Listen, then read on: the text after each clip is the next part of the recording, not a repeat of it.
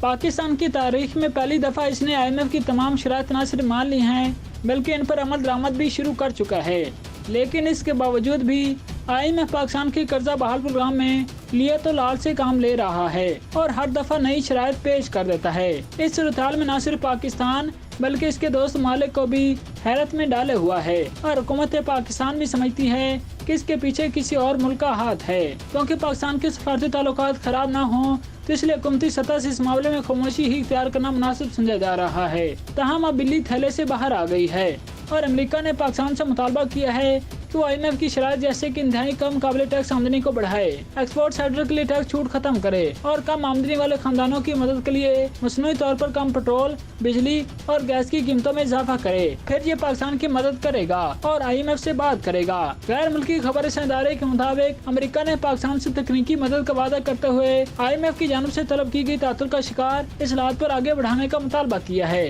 جیسا کہ دنیا کی 5ویں سب سے زیادہ آبادی والا ملک معاشی بحران کا شکار ہے، پاکستان نے 2019 میں بین الاقوامی مالیاتی فنڈ کے ساتھ $6.5 ارب کے بیل آؤٹ پیکج پر دستخط کیے تھے، لیکن اس کا نصف سے بھی کم جاری کیا گیا، جیسا کہ ملک شرائط سے پیچھے ہٹ جاتا ہے۔ پاکستان کے انچارج محکمہ خارجہ کے عہدیدار الزبتھ ہوسٹ کا کہنا ہے کہ پاکستان اور IMF نے جن اصلاحات پر اتفاق کیا وہ آسان نہیں ہیں، لیکن یہ بہت اہم ہے کہ پاکستان ملک کو مضبوط مالیاتی بنیادوں پر واپس لائے، مزید قرضوں میں پھنسنے سے بچنے اور پاکستان کی معیشت کو ترقی دینے کے لیے اقدامات کرے۔ انہوں نے ولسن سینٹر تھنک ٹینک میں کہا کہ امریکہ تکنیکی مصروفیات اور مدد کے ذریعے پاکستان کی حمایت جاری رکھے گا، خاص طور پر جب پاکستان کو ایسی پالیسیاں بنانے کی ترغیب دینے کی بات ہو جو کھلے اور منصفانہ شفاف کاروباری ماحول کو فروغ دیں۔ بین الاقوامی مالیاتی فنڈ چاہتا ہے کہ پاکستان اپنی انتہائی کم قابل ٹیکس آمدنی کو بڑھائے، ایکسپورٹ سیکٹر کے لیے ٹیکس چھوٹ ختم کرے اور کم آمدنی والے خاندانوں کی مدد کے لیے مصنوعی طور پر کم پٹرول، بجلی اور گیس کی قیمتوں میں اضافہ کرے۔